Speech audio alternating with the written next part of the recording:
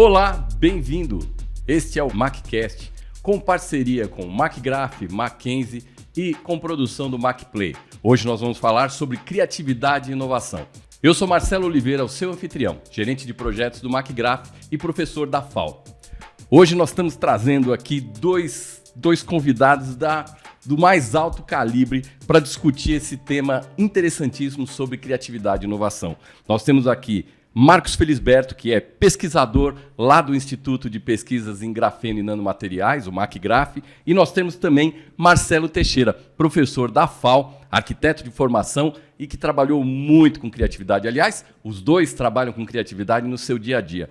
Muito bem, senhores, é uma boa tarde, é um prazer recebê-los aqui. E eu gostaria de saber um pouquinho primeiro, se vocês têm alguma coisa para falar de início, assim, uma apresentação, um kick-off de apresentação, assim, temos? Mais que nada, cumprimentar a todos, boa tarde, Marcelos, né? E obrigado pelo convite, é um prazer. E vamos ver, vamos falar de inovação e criatividade. Duas coisas importantíssimas e fundamentais para a nossa área, para onde a gente está atuando, né? Aqui no Mackenzie, aqui no MacGraph. Bacanérrimo estar com vocês aqui. Obrigado, Marcelo, pelo convite. Nossa parceria eterna, né? De uns mais de 20 anos aí. Criando coisas que voam, que boiam e que andam. Estamos aí. Muito bom. Isso. Bom, um prazer. Bom, eu acho que nós três temos vivências diferentes e temos trajetórias diferentes, mas acho que a criatividade nos une. E isso é uma coisa que acho que mais para frente eu vou falar, inclusive, porque quando a gente pensa de um físico, que é a formação do Marcos, e um pesquisador na área de nanomateriais, você em casa deve estar pensando, pô, mas o que tem a ver com criatividade? Vocês vão ver o quão criativo é a estratégia ou as estratégias de se trabalhar com inovação dentro da pesquisa, tá bom? Bom, mas vamos começar, acho que fazendo um nivelamento. O que é criatividade para vocês? O que vocês têm como ideia do que seja criatividade? Porque nenhum de nós é formado em psicologia nem nada disso. Então eu queria saber um pouco o que é criatividade para nós três, assim. Eu surfo muito naquela tese do nosso gênio da lâmpada, né? O Thomas Edison, que criatividade é 1% dom e 99% transpiração, né? Então acho que esse lado que a gente está muito acostumado a dizer que o arquiteto, o designer, o artista, músico, né, o criativo, né, rotulado nesse sentido, é um dom que vem e é inacessível. Não é pelo contrário, é alguma coisa que é muito trabalhada, você desperta algo mais sensível e começa a trabalhar em cima. Tem várias ferramentas, né, que você como designer aí também saca que é um processo árduo, dolorido até, né, e não muito, às vezes até muito exigente, né? O pessoal acha que o criativo é aquele que cheira meia e ok.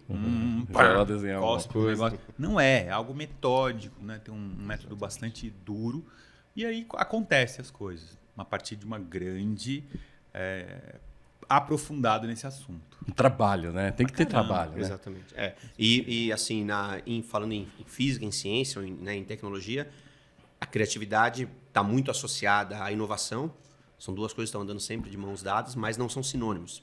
E eu acho que é muito por aí. Quer dizer, a criatividade vem essa coisa envolve todo o trabalho, todo desenvolver algo novo a partir de um corpo de conhecimento que você já tem, que já adquiriu antes, né? E transformar esse conhecimento em algo útil depois, que vai ser uma inovação, digamos, né? Então, e a criatividade é algo que é indissociável da pesquisa científica. E pode tanto a pesquisa científica básica, um cara está fazendo ciência básica, como a ciência aplicada. Então, assim, é um trabalho de base criativa, né? Quer dizer, você tá exercitando a criatividade o tempo inteiro, né? Então, a gente falou em desenvolver, né? Eu também creio que a criatividade é uma coisa inata e depois você tem ali uma manutenção, ou talvez aquela pessoa que não seja... Todo mundo é um pouco criativo, né? Mas até desde a criança, né? A criança, para fazer arte, ela tem que ser criativa. E às vezes elas criam tanto que a gente nem espera. Mas eu acho que tem as pessoas que não têm vamos dizer assim, essa habilidade nesse ponto, eu acho que as pessoas podem treinar também, né? Eu não sei se vocês pensam, mas vocês acham que a criatividade ela pode ser desenvolvida, sim, pode ser incentivada, sim, ou treinada? Eu acho que é como o Marcelo disse, quer dizer, que não é esse conceito de achar que você nasceu com aquilo como algum tipo de dom. Não, quer dizer, é trabalho, é treino, é desenvolvimento, é você aprender a treinar aquela criatividade, é você aprender a desenvolver um trabalho, a procrastinar menos, digamos assim, para resultar em algo, né? Então, eu acho que, sem dúvida nenhuma, é uma coisa que tem que ser treinada. Treinável, né? Exatamente. Total. Eu conheço vários músicos, por exemplo, que não nasceram com... tem um certo dom ali de tirar de ouvido, né, que eles chamam. Mas se ele embarca somente nesse estímulo, essa inspiração, tem uma hora que dá batente. Aí fica tudo meio travado. Aí tem que ir para um lado mais de estudar a partitura, fazer aquelas coisas todas. Aí abre. Aí entra o papo todo, né, da metodologia científica. Da gente começar a abordar isso. E aí expande. Acabou. O céu é o limite. Acho que é bem por aí, trabalhado. Você vê, acho que vocês falaram uma coisa, parece que a gente está... Para promover essa criatividade, é preciso também absorver muita coisa, né? Eu acho que a gente vai maturando conhecimento e chega uma hora que desperta, né? Que dá aquele clique e a gente acaba sendo criativo, né? Eu lembro que um dos autores lá que a gente usava, o Mike Baxter, né? Que é um autor clássico, do design, um clássico, ele falava muito em técnicas, né? De criatividade, né? Então, mesclar, que é mesclar, combinar, mudar, e aí você vai... É meio que um exercício para executar uma coisa criativa, ou para fazer alguma coisa criativa. E eu não sei, eu acho que, pelo menos acho que para mim funciona isso, a gente tem que realmente parar uma hora, esquecer de o que é linear e começar a fazer aquela coisa do pensamento lateral, né? Uhum. De fazer uma sinapse meio lateral, sem ser muito linear. Que são as etapas da criatividade. A gente não é especialista na área, mas assim, de ouvido a gente fala.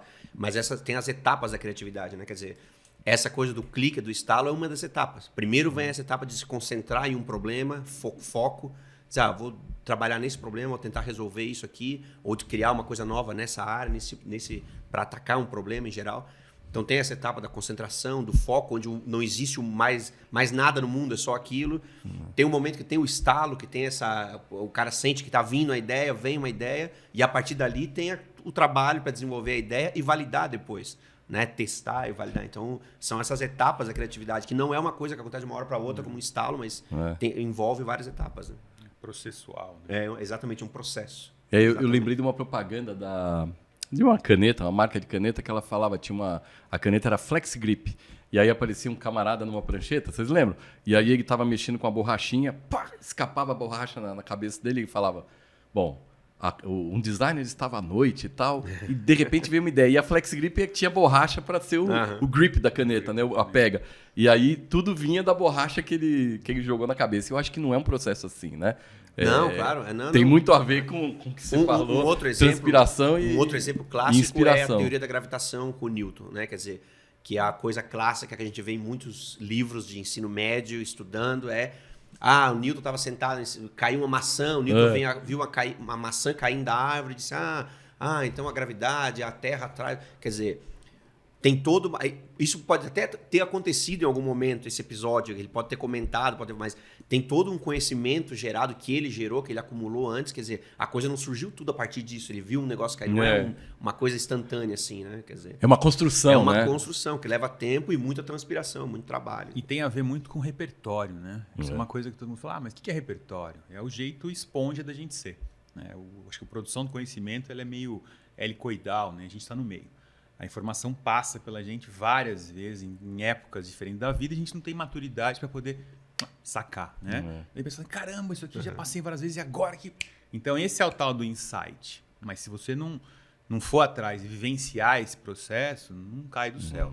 Bom, e aí a gente está falando de criatividade e inovação. A inovação a gente sabe que é qualquer coisa que é criada e que ela é produzida e ela chega a ser comercializada e chega para a sociedade em termos de um benefício, né? Tangível, ou às vezes uma utilidade qualquer, e ela vira uma inovação. Né? Vocês acham que a inovação ela se relaciona só no momento da criação do próprio objeto, do próprio serviço, ou da própria coisa? Ou inovação e criatividade é uma dupla assim, perene, que atravessa os séculos? O que vocês acham disso? Primeiro, a gente tenta definir, né? Porque eu estava até agora fazendo a análise de startups. Né? Me deram 7 empresas para analisar. Então, todo mundo, meu produto é inovador, meu serviço é inovador. Então, inovação virou uma camada, né? Uma película do intocável. E primeiro, pro LinkedIn. Né? Tudo pro LinkedIn. Total, né? Então, meu produto é ou eu sou o cara mais inovador. Como é que é? O que é inovação nesse sentido, né? Acho que não é... Todo mundo tem aquela questão da disruptura. Eu tenho que criar algo novo, do zero. Isso é uma das, né? Mas a gente tem a incremental, que talvez seja a que mais a gente está... Ou seja, mais acessível. Porque aí eu preciso ter o quê? Um olhar super refinado. Eu vou passar várias vezes pelo mesmo processo, pelo mesmo produto e o insight vai acontecer de uma pequena melhoria, né? Então, acho que tem que tornar muito claro essa questão, né? Porque senão tem muita ideia. Começa a surgir a partir do ineditismo. E a gente dando aula aqui, né? Eu e o professor Renato Visioli, num curso de gestão criativa, a gente descobriu um vídeo chamado Everything is Remixed. Não sei se vocês chegaram a ver, tem no YouTube. É o maior balde de água fria. Eu também o maior balde de água fria, porque sabe aquele papo do ser inovador e ser tudo baseado em ineditismo? Isso não existe, né? Música, já foi feito, já foi cinema, pensado. Algo parecido. Algo parecido. Então, o cara que tem um repertório super bacana, ele consegue capturar dentro de um cenário gigante de vida e começa a trocar e conectar coisas. É o chat GPT, né? Se a gente pensar bem. Por aí. É uma grande biblioteca que você vai captar e, de repente, numa hora certa, vira. Então, acho que esse é um grande ponto. Nem tudo é tão inédito, né? A gente está falando de coisa que voa. Todo mundo andava, de repente um cara foi e tirou 1 metro de voo. Isso foi disruptivo. Depois, é incremental. Total. E foi, a gente voa do mesmo jeito. E não há nenhum problema que seja incremental. Pelo contrário. Não quer dizer que tem que ser disruptivo. Tira o contrário. ódio ao disruptivo. Ao disruptivo, mas não precisa ser, realmente Uma não precisa. inovação incremental tem o seu valor, tem Com certeza. dentro de um processo, um produto, quer dizer, tá ótimo. Eu acho que são, falando em criatividade e inovação, é isso. São duas coisas que andam juntas, mas não são sinônimos, né? A gente tem um conceito que é que a criatividade, como é que é? O dinheiro com a criatividade. Deixa eu lembrar aqui o que eu estou querendo dizer, que é a criatividade é pegar o dinheiro e transformar em alguma coisa. Isso, criatividade é pegar dinheiro e transformar em alguma coisa. E inovação é pegar alguma coisa e transformar em dinheiro. Entendeu? Schumpeteriano. Ou seja, tu pega... Claro, porque me dá um fomento, um dinheiro, um recurso. E eu tenho uma ideia, eu pego uma ideia e transformo em alguma coisa. Ótimo. Agora, não necessariamente eu estou inovando, porque isso é só uma coisa. Eu criei uma coisa que é uma invenção. Tá bom, tá ok. Mas não é uma inovação necessariamente. A inovação é eu pegar uma coisa, pegar uma invenção e vou transformar em dinheiro. Porque agora eu vou transformar num produto, vou transformar em algo com utilidade. Dinheiro no sentido de algo com utilidade. Inventar não é inovar, né? Exatamente. Inventar não é inovar. Porque inventar a gente cai naquela discussão de que muitas vezes eu posso gerar uma patente, ter uma estante cheia de patente, ali. Tem uma clássica dessa que é a invenção e inovação é a caixinha do fio dental, né? Quem criou o fio dental fez uma invenção, inventou. Agora, o designer, o engenheiro que pegou aquilo, botou numa caixinha que você corta no tamanho que você quer, que ela fica protegida e tal, aquele cara inovou, né? Então, na verdade, às vezes você inventa o post-it também, né? Ninguém sabia para que o cara criou uma cola e o negócio não fixava, não grudava muito, e de repente o cara falou, opa, isso pode ser usado para... Tem uma utilização onde eu não quero que grude. Não quero que grude, quer dizer, ele inventou e de repente alguém inovou, ou ele talvez tenha inventado e inovado, né? Isso é uma coisa interessante. Isso que o professor comentou a respeito do Schumpeter, economista, que lança quase que estabelece, sei lá, 1930, do gênero. E até hoje a gente segue essa história, né? De tipo, a ideia incubada ali, beleza, tá no telos e pronto. Aí você inventa, é a primeira tangibilização dessa ideia. Mas se ela não virou resultado, seja financeiro ou alguma coisa nesse sentido, ela não é inovação. Exatamente. Então, é um tripézão, assim, que às vezes a gente está muito... Tive uma ideia, tangibilizei, mas, cara, não gerou ainda. Não e às vezes não é trivial isso, né? Não, porque às vezes essa questão de a ideia não gerar, não virar inovação, muitas vezes não é culpa do cara que desenvolveu a ideia. Quer dizer, às Não, vezes tem todo um cenário que ele não consegue mesmo romper Ou o essa cenário, barreira. ou a própria ideia também É, acaba não vai, não virando nada que Time, seja... público-alvo, aceitação. Sim. Se a gente parar, pegando um exemplo da Apple, por exemplo, quer dizer, o Wozniak, né, o Steve Wozniak e o Jobs. O que o Jobs sabia de hardware, de computador? Não sabia nada. Quase nada. Quer dizer, e o Wozniak não sabia nada de mercado. Quer dizer, ele criou o primeiro computador que ele criou, ele queria distribuir como um kit, que ele queria dar o diagrama para as pessoas, para cada um montar em casa e fazer. E o Jobs disse, não, isso aqui nós vamos embalar numa caixinha e vamos vender. Sabe? Então, se você pensar bem, e os opostos se atraindo ali, Claro. né? Isso, e é outra coisa, a gente não faz nada sozinho, né? Não, exatamente. Quer dizer, você tem que ter uma rede ali, Sim. um cara é bom para criar, o outro Exatamente. cara é bom para produtar, o outro cara é bom para comercializar, quer dizer, isso sempre vai haver. E é por isso que é importante essa questão da diversidade nas organizações. Porque é essa diferença que vai trazer, visões junto o físico com o designer, com o engenheiro, e vai trazer visões Visões ideias diferentes, né? de áreas diferentes. Essa coisa é muito isso. interessante. Isso é uma coisa legal que, sei lá, em 20 anos, mais ou menos, 30 anos de carreira, mas em 20 específico, a gente vê capinar algumas coisas assim em processo, né? Dentro das grandes empresas. Você não via todo mundo trabalhando isolado, né? Cada um no seu business ali, no seu mundo, no seu entregável. E aí o design começa a nascer a partir de não mais desenvolver objeto, mas processo. Observando o que o Marcelo comentou. Essa multitransdisciplinaridade. Pô, eu preciso de alguém para falar, eu preciso de alguém para computar, eu preciso de alguém para matematicar lá, né? Vou botar esse termo ali, vender e etc. Cara, eu acabei de criar uma equipe. Então esse conceito todo, né? E aí inovação começa a surgir por ali, né? Tim Brown. Tim Brown, IDEO e por aquela ali, coisa né, toda. Mas tem muito cara, né? Lá atrás, você estava pensando nessa história. E o próprio Bruno Munari, que é um dos caras que a gente adota aqui, né? Pra caramba. E bebeu numas fontes nesse sentido. E falou, e aí? Aí começa, nesse período, o designer ser um estimulador dessas conversas. Hoje, né? Eu tenho participado de um monte de evento onde engenheiros, físicos, médicos, falando do pensamento criativo do design, que é o design thinking, por exemplo. Antes era uma coisa, e agora? Como é que é o lado criativo, buscando inovação, mas eu não sendo designer puro sangue? Cara, é uma evolução absurda.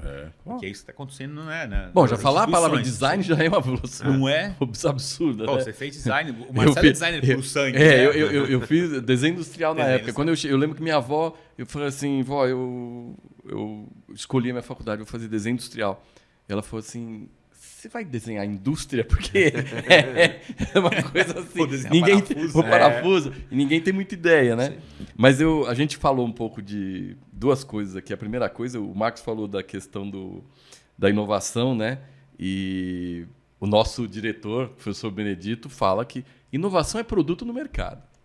Mas eu tenho uma ideia boa, é um trabalho ótimo, acadêmico, maravilhoso. Não, ok, a pesquisa acadêmica e básica tem uma função, mas inovação é produto no mercado. Sim. Quer dizer, ajudou alguém, é comercializável, ou mesmo que seja, de alguma forma, chegar, mesmo que não seja comprado, mesmo que seja uma iniciativa social e tal, mas melhorou a vida e tal, você tem ali uma inovação. Né?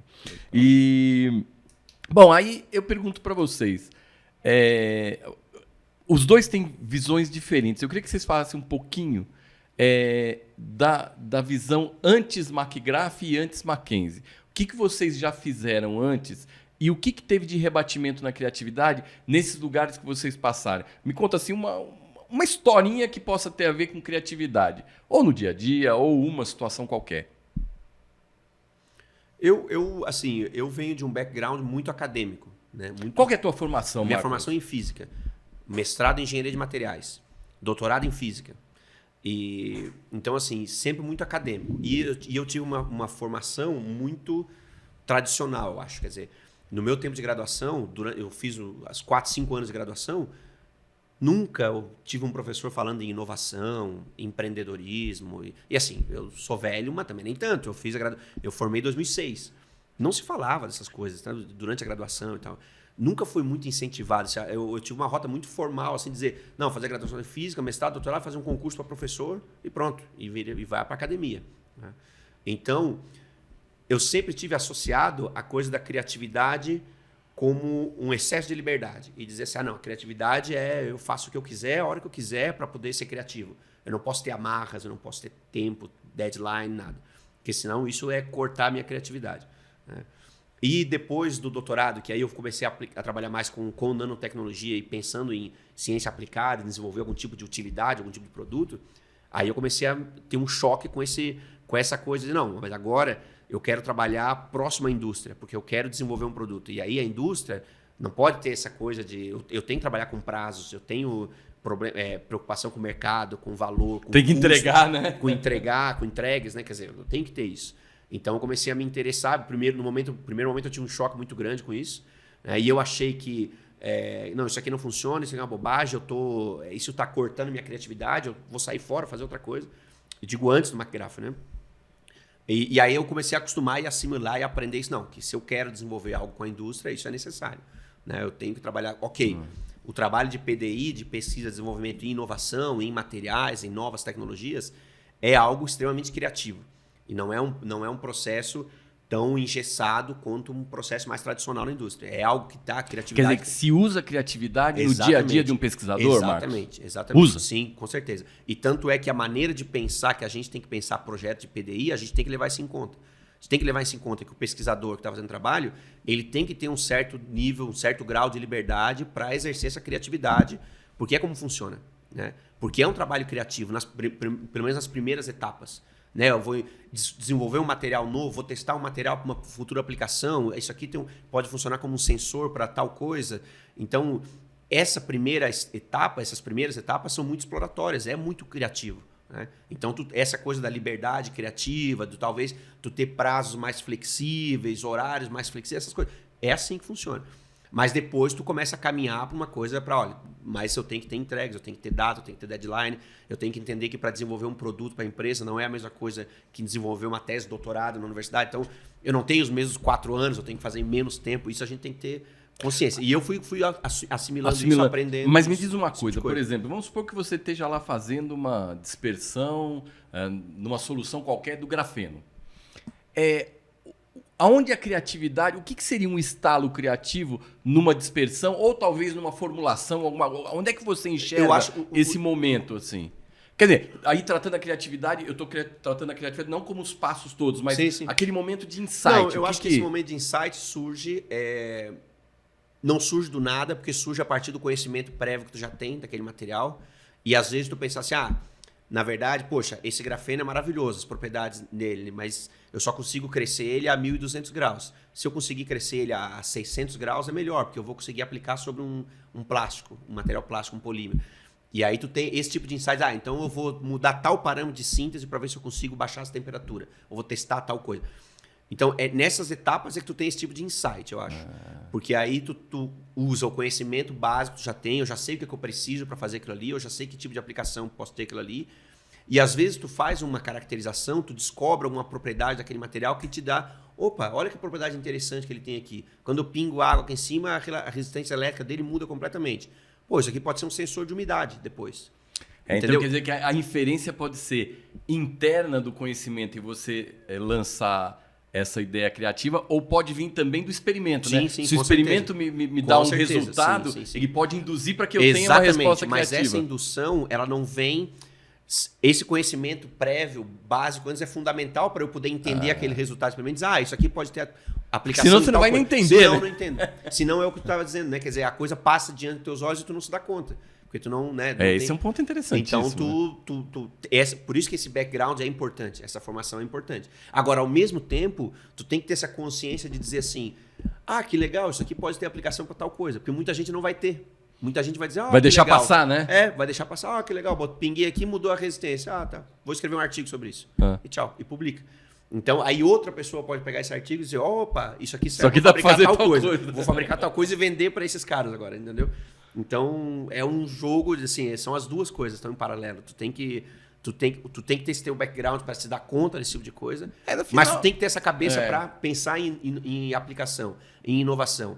E aí para ter essas ideias, que eu acho que é isso que eu digo que durante a minha formação eu não tive muito. Eu fui ter depois, no doutorado. Foi uma construção também, né? Que eu acabei construindo isso, e começar a desenvolver essa ideia para pensar numa aplicação para isso aqui. E aí tu começa a pensar outras coisas, porque daí tu começa a orientar todo o teu trabalho e dizer assim, eu já sei que se eu quiser aplicar isso na indústria, eu já sei que Esse processo a alta temperatura é caríssimo. Então não adianta eu perder tempo nisso aqui. Deixa eu tentar baixar essa temperatura que eu sei que vai ter uma aplicação melhor. Tu já começa a pensar no que vai ser economicamente viável, no que é escalável, no que eu posso... isso aqui eu consigo aumentar a escala. Isso aqui não consigo, é muito caro e tal.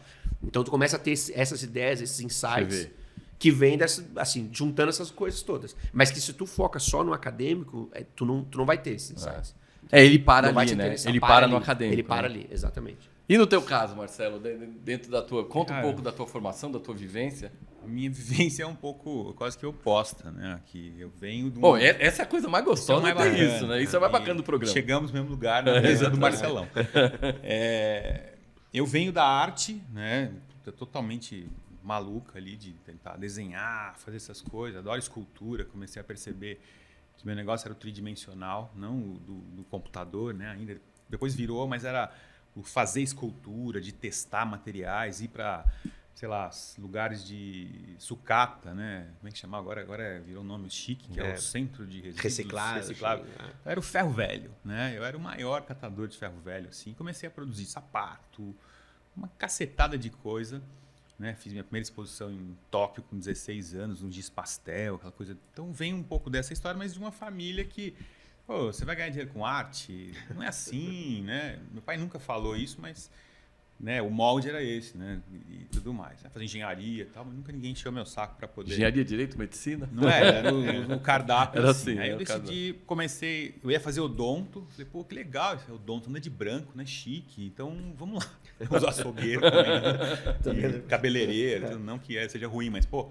Né? Aí, várias profissões usam branco. Né? Usam branco, né? E aí lá eu descobri, né, um curso de desenho publicitário. Eu podia fazer a opção de desenho geométrico, que eu tenho arrepio até hoje. Falei, pô, você é arquiteto? Mas da geometria eu tinha que ficar anotando o que o professor falava, né? Para poder repetir o baricentro. E aí fui pro lado do logotipo, de criar textura, que foi para desenho publicitário. Falei, vou fazer publicidade, etc. No final, montei depois uma empresa de serigrafia e comecei a criar estampa. E aí aconteceu o debut nesse sentido, né? Então, a minha arte, digamos assim, eu fazia umas paradas muito com liberdade, mas quando eu entro nesse ramo da serigrafia, da criação, começa a ter assim, tem que produzir a criação em tantos dias. E você fala, e agora? Então, já, sei lá, desde os 15 anos, estou com 48 agora, nessa pegada de ter que produzir a arte dentro de um período extremamente curto, com custo, e aí você vai moldando essa história e fui forjado, né, de uma forma bastante dura, assim, mas bastante poderosa dentro das indústrias, né? Fui fazer um estágio depois na Johnson, no departamento de desenvolvimento de embalagem, então, e sempre entrando assim, publico um trabalho, né? Quando eu entrei na universidade, eu publiquei um trabalho sobre a história do sapato, né? Então, o que é isso? Então, comecei a entender a metodologia científica a partir de um tema que eu curtia, desenhava já. E saiu meu primeiro artigo e tudo mais. Aí eu falei, pô, legal, vamos pro segundo. A história da embalagem. Vamos fazer história primeiro. E aí comecei, e nisso eu consegui um estágio na Johnson por essa possibilidade de desenvolver um trabalho científico, né? Eu estava na academia já. Mas você não estava fazendo faculdade ainda? Já estava? Estava no segundo ano de faculdade. Então, de arquitetura? De arquitetura. Eu falei, pô, mas que legal, quero testar essas coisas, né? Aí dentro da arquitetura achei o design. Falei, uau, quero fazer isso aí. Eu não quero fazer casinha, nada contra quem faz. E hoje eu faço pra caramba no estúdio. Oi, é até bom dizer pra vocês aqui que tem design e arquitetura dentro do Mackenzie, hein? Pois é, depois a gente faz o nosso depois a gente faz o merchan, né, aqui. E aí? E aí comecei a descobrir essa história e como é que se faz design e onde se faz design. Né? Ainda tinha aquela... Né, o Marcelo venceu isso na pele de o design que não era feito na indústria, era artesanato. É. Então era um preconceito. Nossa, era um super preconceito. Não é? Assim. Pô, você é artesão e você não tá... Então, se não tivesse vinculado na indústria, eu falei assim, caramba... Se não tivesse uma produção muito grande, não se considerava. Não era. E eu falei, putz, cara, aonde eu vou me meter? Né? Eu já não tenho a formação puro sangue. Eu sou um arquiteto que gosto disso. Como é que eu entro nessa história? Aí eu tive que camelar o triplo, né? Enquanto agora no nosso curso Bacanérrimo, você tem o primeiro, segundo, terceiro, você vai dando todo esse processo para o cara se formar, né? É uma informação, informação. Aí eu fui assim, e no final eu caí sempre vinculado na indústria. Então, nesse primeiro momento, na embalagem, ali entendendo o processo, aquela coisa toda, e de um bate-papo, né? Aí não deu certo, lá meu estágio, a faculdade não liberou, aquela coisa toda, e o Mackenzie me persegue, né? Graças a Deus, desde essa época. Eu contactei, eram gêmeos designers formados pelo Mackenzie. Uma foi para a Embraer, a outra estava na Johnson. Aí o Walter falou, vai procurar minha irmã, aqui não deu certo. Procura minha irmã na Embraer. Eu falei, Embraer, meu pai trabalhava lá, né? Trabalha lá. Fui para a Embraer. Aí lá eu fiz meu, digamos assim, um estágio formalzão, já dentro do departamento de design, né? E vendo processo, limitação de material, limitação de orçamento. Aí design na veia, over. Eu falei, caramba, né? Então eu passei esse período, né, de final de curso, estagiando, desenvolvendo esquemas de pintura, e falando com o cliente, publicando, continuando nesse lado acadêmico. Os caras falavam, você é o acadêmico. Eu conseguia escrever projeto. E os caras, não, era tudo, vamos testar. Eu falei, vai testando aí que eu, né, redijo primeiro aqui, depois você testa. Então, consegui balancear toda essa história. E desenvolvendo coisas, né? E chocando, assim, fazendo sapatos. O primeiro sapato que eu fiz, ontem eu estava em aula com o pessoal, com papel couro, né? Ali cortando. Agora a gente tem um laboratório fantástico aqui de corte a laser. Na nossa época, era na mão, estiletão e ponta e de papel dedo, couro, né? cega um estilete, que é uma beleza. Pô, eu fiz um sapato, né? E meu pai desenhou, porque minha formação é centímetro, né? Sou arquiteto, meu pai era desenhista projetista de ferramental. Então era o pentelésimo do milímetro. Vamos montar uma peça, 300 milímetros. Eu falo, mas 300, eu tenho que fazer conta, né? Então você começa a receber informações e esse teu lado criativo solto começa a, né? Chega até um perigo que eu fiz essa exposição, criei uma exposição bacanona sobre calçado. Assim, não tinha limite, né? Isso que o senhor comentou ali, a criatividade limite não tem, beleza. Aí vendi para o Sesc essa exposição e quem veio abrir essa exposição foi os irmãos Campana. Eu falei, eu quero discutir design nesse sentido. Então, eles saíram de Nova York, foram para São José dos Campos. Olha que chique. Abriram, a gente bateu um papo, que eles estavam começando a investigar isso do design autoral, né? Como é que é o ser criativo dentro dessas condicionantes de mercado. E os Campana eram bem isso, né? Eles trouxeram um olhar múltiplo para o design. Total, né? o lado de experimentação que eu acho que vale muito a pena, né? A pessoa fala, mas isso aqui é a experimentação. O designer que não tem essa vivência do que tipo de material, como é que está aqui, né? A gente está aqui passando a mão tudo você tem esse interesse, né? Que quer dizer o quê? Pô, isso aqui eu já entendi que é metal, isso aqui que um dia eu posso usar em tal coisa. Então, o teu repertório começa a rebater na sua biblioteca de soluções futuras, né? Então, acho que eu agradeço. Mas que ideia, questão. assim, o que você pode dizer sobre criatividade no teu dia a dia na Embraer, por exemplo? O que o Marcos falou, pô, às vezes você vai lá escolher um tipo de formulação ou uma própria coisa que dá um pop-up lá que salta de uma reação qualquer, você fala, opa, essa característica pode me resultar numa propriedade assim que eu vou usar para tal coisa. Uhum. Isso acontece? E assim, você falou de uma coisa que eu queria que você também comentasse, o trabalho, então, mesmo o trabalho criativo numa empresa, mesmo que ele seja puro criação de design, no caso do Embraer, ele é fechado ele é restrito por condicionantes, né? Ele vai ter uma restrição de requisito, de alguma coisa. De orçamento. É orçamento e tempo, né? A gente quer fazer, você tem 5 dias para pirar, né? Então pira rapidinho. E aí o cara fica na sua cola. Escopo, tempo e dinheiro. Total, né? Escopo, tempo e dinheiro. É o triângulo, você né? Fala assim, como é que sai disso? Então, ou você adapta isso e começa a criar, né, uma maneira de entregar, né? Seu entregável tem que estar dentro dessa forma, ou você vai sempre ficar fora da história. E você não está no mercado, né? Então o mercado vem te detonando um pouco nesse sentido. Mas é o que acontece com toda e qualquer indústria. E qualquer criativo que entre lá, né? Mesmo o engenheiro. A gente é formatado, na verdade. É uma necessidade até pela competição. Quer dizer, total. Tu pode ficar pirando lá meses e, né, na Embraer e a Bombardier no Canadá em 3 meses faz o que tu quiser. Tchau.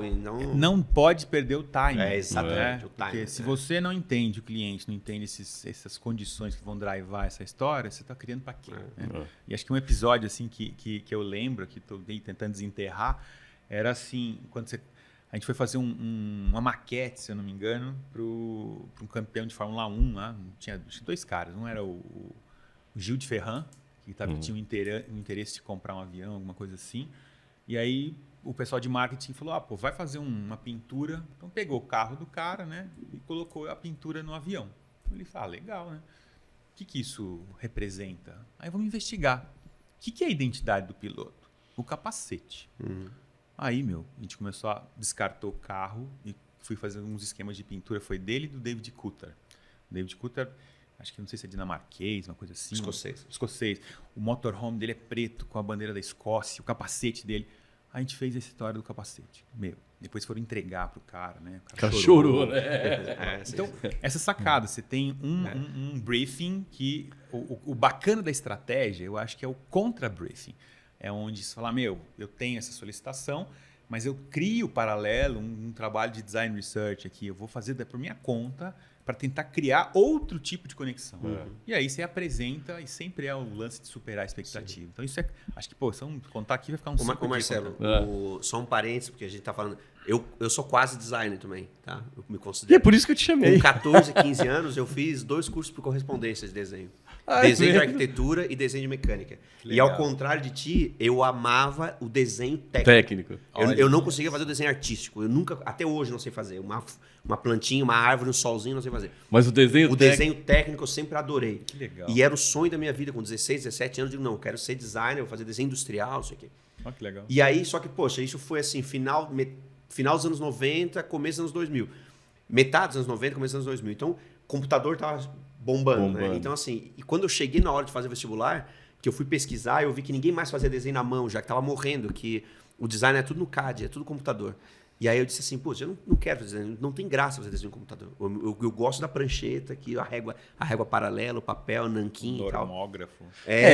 Mas e aí eu desisti, aí eu pensei em engenharia, fiz, mas assim, adoro desenho, a parte de desenho técnico, sou apaixonado. Hoje o design na empresa ele tem uma série de ferramentas, inclusive a Cintiq lá, onde ele faz os desenhos e tal.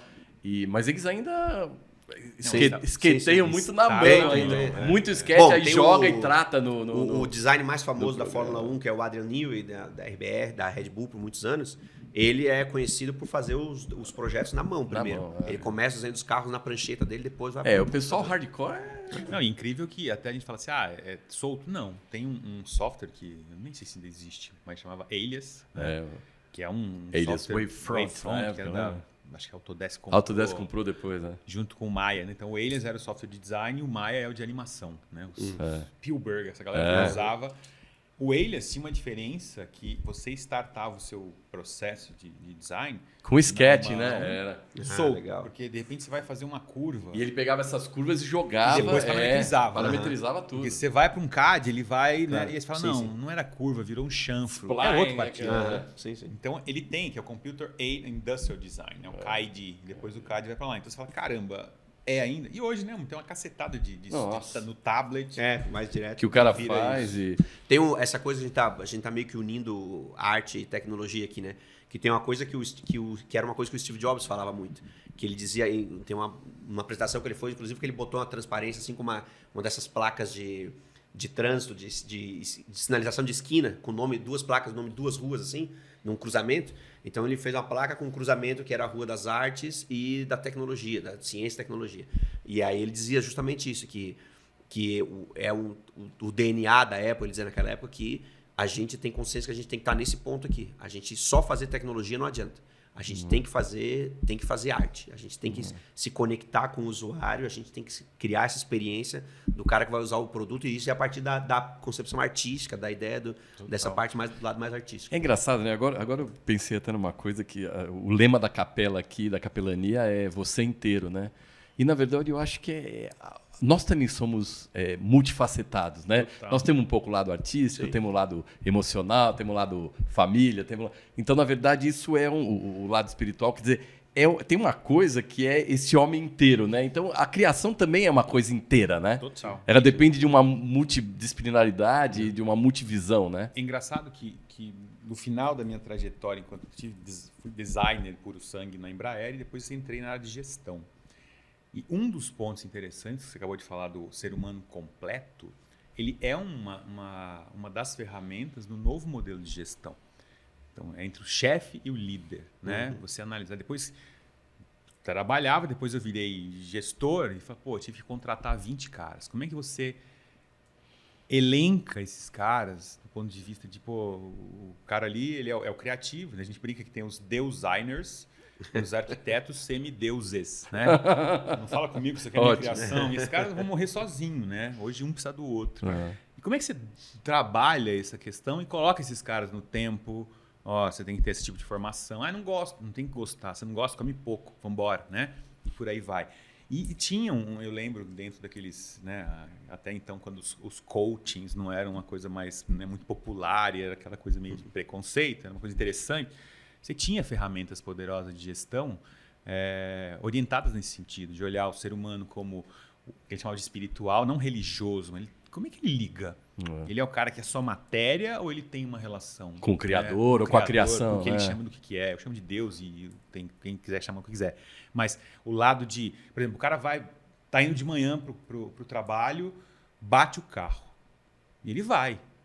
O gestor precisa ter essa ali. Fala assim, vai essa sensibilidade, isso, né? Deixa isso aqui, depois eu resolvo aqui. Sabe, nesse sentido? Não, você é obrigado a cumprir o horário. Então começa a ter essa revisão toda e já tem ferramentas nesse sentido. Eu agora, depois de velho, voltei a estudar, né? Eu estou fazendo o MBA aqui no Mackenzie em gestão de projetos. E esse é um ponto crucial que todos os professores discutem e falam que a parte do gestor, uma das principais tarefas do gestor de projetos, gerente de projetos, seja lá a área que for, é gestão de pessoas. Né? Gestão de pessoas.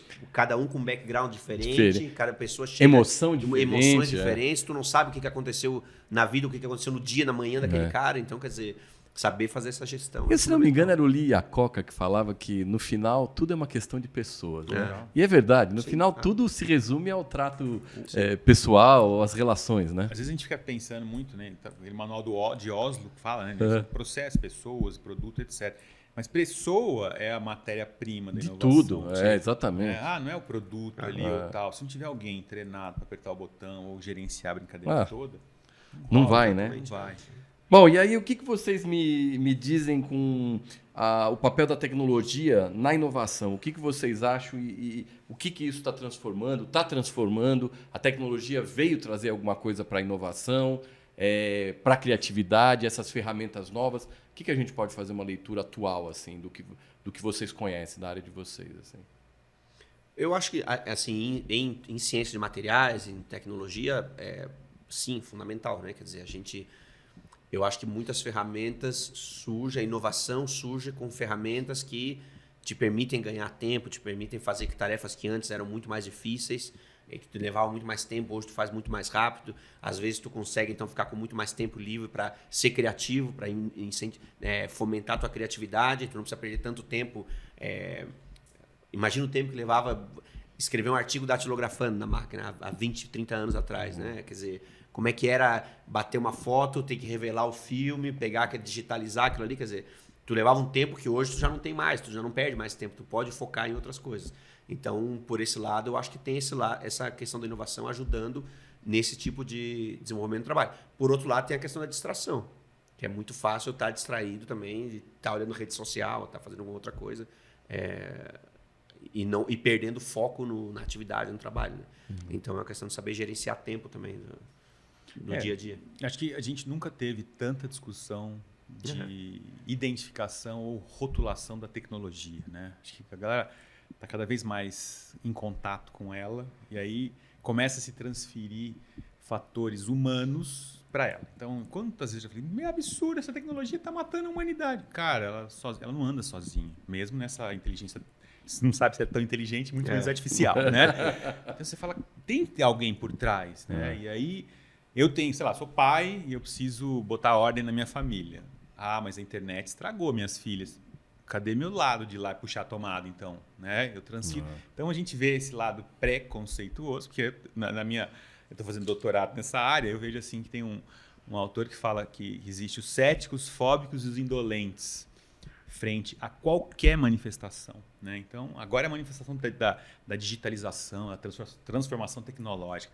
Então, você tem a turma ali olhando, não, eu não embarco nessa, deixa alguém embarcar primeiro. Né? Depois eu pulo, vamos ver o que vai dar. Ou eu critico, etc. E uma série de pesquisadores vai andando essa brincadeira. Então, acho que na área da criação, da criatividade, do lado da arquitetura e do design, isso ajudou bastante. Né? E um outro exemplo, assim, pensando na questão enquanto ciência, a gente passou, né? A gente não tem um final à pandemia, né? Mas de forma inimaginável a gente conseguiu achar vacinas em 2 anos. Nós conversamos isso no programa ontem, impressionante. Não é? Você fala, caramba, teve, sei lá, algum algoritmo ajudando, e até as ações humanas. E até a tecnologia que promoveu o encontro virtual desse pessoal Concordo, para discutir, porque Houve todo mundo em casa. Uma universidade só no mundo, né? É. Então, você é pesquisador de qual? Não interessa, ajuda Vamos aqui. juntar, Se o negócio então, funcionou. Você fala, é arrepiante, arrepilante, assim, assim, de bacana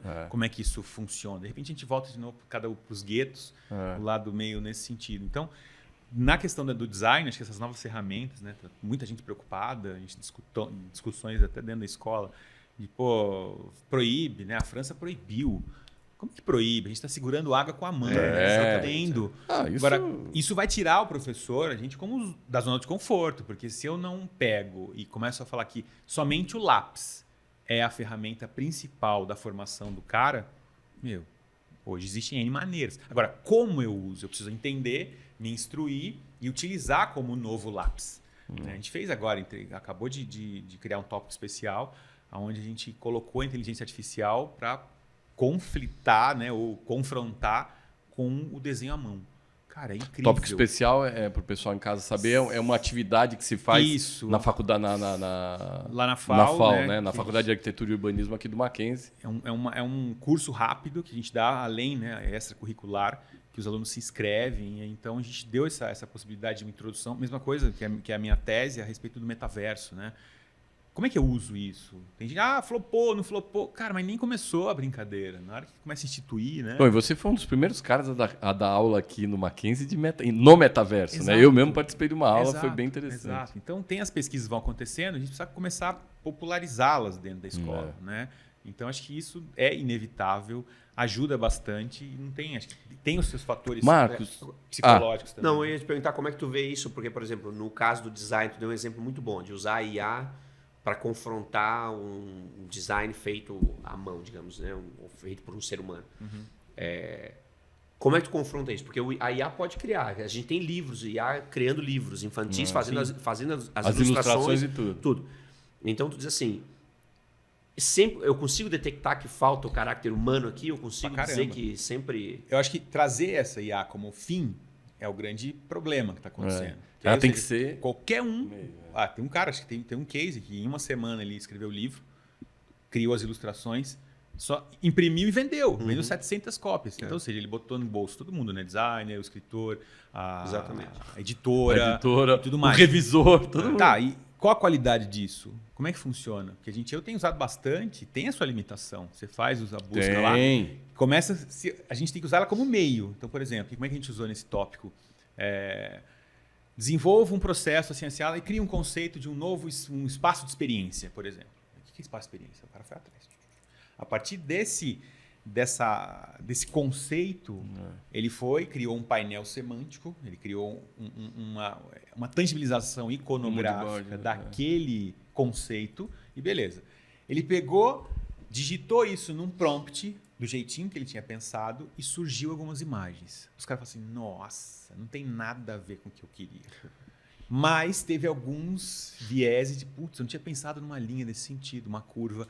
Aí o próximo, a bateria de desenhos ou de proposições, começam a abrir a cabeça nesse sentido. Mas alguém teve que mexer ali, né? Não foi tu tá usando não foi a IA, tá usando para alimentar. Exatamente. Total. Acho que essa é uma abordagem interessante. Para escrever? Então, qual a veracidade dessa informação? Como é que funciona? E é por aí. Usar como fim. O novo sempre causa um pouco de aversão, né? Eu me preocupo hoje, uma coisa que me assusta hoje, não é nem tanto o chat GPT, por exemplo. Me assusta hoje essa coisa do deepfake. Que sabe, pode fazer um vídeo com a cara do Tom Cruise e com a voz do Tom Cruise falando o que eu tô falando. Isso me assusta. Isso assusta. Porque eu não sei, e já tá rolando. E eu não sei diferenciar. Se tu mostrar um vídeo, eu não sei diferenciar. Eu, às vezes, não sei como eu vi esses do Tom Cruise, às vezes eu consigo ver alguma coisa e falar, opa, aqui é diferente, mas... Mas como isso vai evoluir? Daqui a 5 anos vai estar isso. Então, eu não sei. Alguns teóricos contam que será impossível. Pois é. E eu tenho E a gente é pai, tu falou, a gente é pai, também tem filho pequeno e que assim... que é muito diferente de mim, porque tem 6 anos e já nasceu na internet. O meu filho com 2 aninhos ia para frente, 3 anos, né? Porque até 2 anos a gente meio que controlava a tela. Mas com 3 anos ia pra frente da TV e fazia assim na TV, porque era o mesmo jeito de controlar o iPad. Quer Sabe? dizer, a própria TV não acompanhava a evolução dele. O produto nem está respondendo ao que ele quer. E aí eu digo assim, eu não vou acompanhar isso. Isso é um absurdo. Porque eu já não começo a não me dar conta desse tipo de coisa. Então, assim, como é que eu vou acompanhar? Ele vai estar embarcando nesse mundo. Isso é uma coisa que me assusta um pouco. Que a velocidade, essa transformação a gente sempre passou. Sempre teve a revolução, quando veio a Revolução Industrial, também um monte de profissões deixaram de existir, surgiram novas. Mas eu acho que agora, que é essa indústria 4.0, que isso entra, nunca foi tão rápido, eu acho. Nunca foi tão rápido. Esse tão é o problema. É a densidade de mudança por tempo. Isso é o que está vertiginoso. Porque antigamente, tudo bem, a caldeira a rosca de Arquimedes, durou séculos. 100 anos. 100 anos, exatamente. Hoje, né? Eu estava comentando com duas coisas, né? Eu estava comentando com o Guilhermini sobre os materiais compósitos na segunda-feira, né? E ele estava dizendo que, Marcelo, materiais compostos, você vê, a gente tem os materiais, os metais, as cerâmicas, o vidro, todos eles fizeram parte da vida da gente durante muito tempo. De repente, há 40, 60 anos começou o compósito e a gente já teve um boom. A quantidade de materiais é exponencial. Se tu olha aquele gráfico que tem no livro do Ashby. Do Ashby, exatamente isso que eu pensei. Começou 60 anos atrás e hoje ele já ocupa a maioria da nossa vida, é compósito, por exemplo. E você vê que antigamente era bem definido, claro, né? A área do metal, isso. era tudo era metal ou tudo era madeira. Sim. E hoje você vê que o compósito e todos eles são usados para aplicações específicas. Se a gente pensar que compósito de fibra de vidro é da Primeira Guerra, depois da Primeira Guerra, dos anos 20, 30. 20? Quer dizer... E aí, hoje, fibra de vidro, sabe? É coisa louca. Hoje, isso é... Esse 4.0, ele... É engraçado, né? Que a gente está vivendo essa crise da digitalização, que é fruto do 4.0. E aí, tem até uns amigos que eles começam a falar assim, né? Muita gente está estudando hardware, software, e ninguém está estudando o humanware. Como é que a gente vai... Não dá para frear. Agora, não dá, não tem mais freio. E a gente hoje está num batente do quê? Da primeira Revolução Industrial, a gente começa a sair daquela história da produção individual para uma seriada ali, mas a gente foi moldado o quê? A cumprir horário, a ter uma série de coisas relacionadas à indústria. Né? Então a gente vê agora que, talvez a nossa grande crise é que, eu estou com 48, sei lá, 50, 70 anos, você tem esse mindset de que ser máquina. E pifa uma hora. E aí agora a gente está alimentando as máquinas para que elas sejam gente. Então, como é que fica essa história? É um paradoxo doido. Total. Então tem a screenificação, né? Como você comentou, tem algum autor que fala sobre a gente vive na tela. Bom, eu já me peguei em livro. E eu não sou geração digital. Eu já peguei em livro fazendo assim. Falei, o que você está fazendo aqui? Para tentar ampliar a imagem. Desenho. Quantas vezes eu dou Ctrl-Z? Eu tô desenhando no lápis, eu dou Ctrl-Z aqui. Eu falo, o que eu estou fazendo? O que é isso? Então, e você vê, e é uma geração... Como é que é o nome do seu filho, Marcos? Eduardo. E é uma geração totalmente diferente do Eduardo. O Eduardo vai lá na tela. Você vê, a TV que foi criada por pessoas jovens ainda, para nós, talvez, né? Muitos designers, engenheiros, ela já não atende a expectativa do Eduardo que está ali na frente falando, opa, por que isso aqui não mexe? Por que eu não posso ver mudar o conteúdo? Mudar o conteúdo? E o grande desespero, a gente está dentro da escola, dentro da academia, fala, como é que vai ser?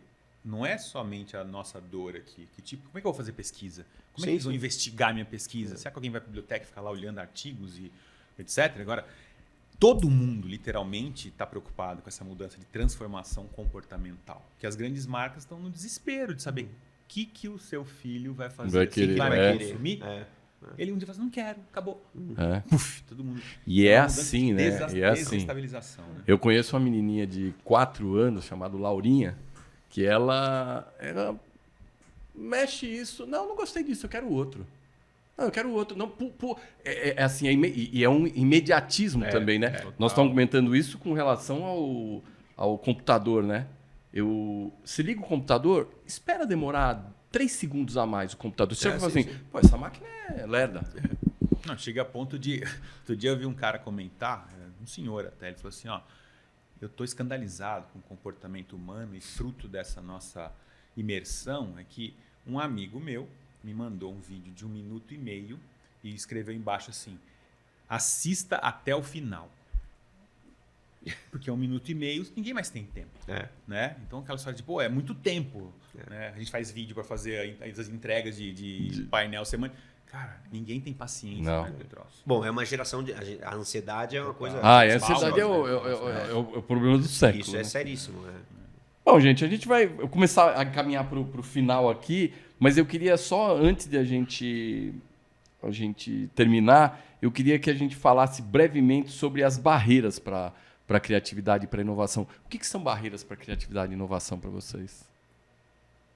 Eu acho que em ciência e tecnologia, se a gente tentar engessar demais o processo de desenvolvimento... Eu estou sempre pensando em desenvolvimento de tecnologia, tá? Não estou falando de ciência básica, né, do cara que está desenvolvendo ciência básica. Por isso vai ser diferente. Mas para quem está desenvolvendo tecnologia, eu acho que uma das grandes barreiras é quando a gente tenta engessar demais. Então, assim, na parte de quando a gente tenta gerenciar... controlar os rumos do desenvolvimento, de uma pesquisa, de um trabalho visando o desenvolvimento, a gente tem que tomar cuidado para não engessar demais. Porque, por um lado, o que então, não pode... Então, o controle exagerado é uma barreira. Exatamente. Por um lado, o que não pode ser... Estou tentando lembrar a frase. O que não pode ser controlado, o que não pode ser medido, não pode ser gerido. Então, assim, para fazer uma gestão, eu tenho que tenho que medir coisas. Tenho que saber se está avançando, se está fazendo trabalho ou não, se deu resultado, como é que foi a coisa. Mas, por outro lado, se eu engessar demais, falando na parte científica e técnica, eu corro o risco de começar a gente limitar demais a criatividade. Não pode esquecer que um desenvolvimento em pesquisa, desenvolvimento em inovação, principalmente na área de materiais, de tecnologia, pensando em hardware, é uma coisa muito, assim, depende muito da criatividade. Então, eu preciso saber dosar as duas coisas.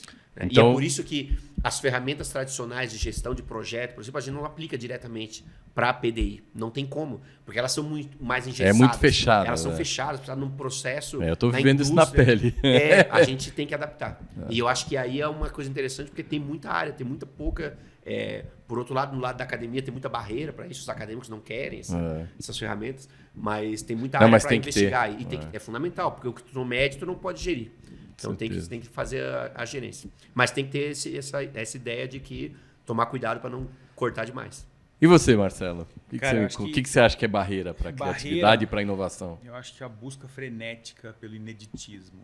Porque aí você está buscando sempre, esquece dessa revolução e evolução. Talvez desse incremento que pode ser feito, né? Que pode ajudar. E eu acho que trabalhar e se inteirar, né, de quais as ferramentas de desenvolvimento criativo, né? Pô, são coisas bestas que a gente podia fazer, sei lá, pegue um outro caminho. Eu lembro de um curso de criatividade, tem uma série, tem umas 9 barreiras assim, que você fala, mude de mesa quando você senta num lugar. Dirija ou ande de costa no parque. Eu sei que pode tomar um tombo, mas, né, você vai se ligar mais. Ande de costa para você perceber o espaço de outra maneira, né? Então, para poder botar o cérebro para poder sair, né? Ou caminhe, né? Na questão de estar com vai surgir alguma história ali, deu batente, porque dá. Levanta, vai dar uma volta, respira, né? Oxigena o cérebro e volta. Então, tentar ver quais são essas ferramentinhas muito simples para a gente sair dessas barreiras. Bom, senhores, foi um prazer enorme recebê-los aqui. Acho que foi um bate-papo gostoso. Eu espero que você em casa tenha gostado. E até um outro programa. Foi um prazer ter você aqui com a gente. Espero que você entre lá no site, dá uma olhada nos nossos cursos na universidade. Entra no site também do MacGraph, vê o que a gente faz lá no MacGraph de interessante para você, empresário também, para dar uma melhorada na questão de inovação em materiais, em nanomateriais e no grafeno. Esse, então, foi o nosso 4º episódio. Obrigado e até uma próxima vez. Obrigado, senhores. Bacana. Show. Eu que agradeço. Prazer.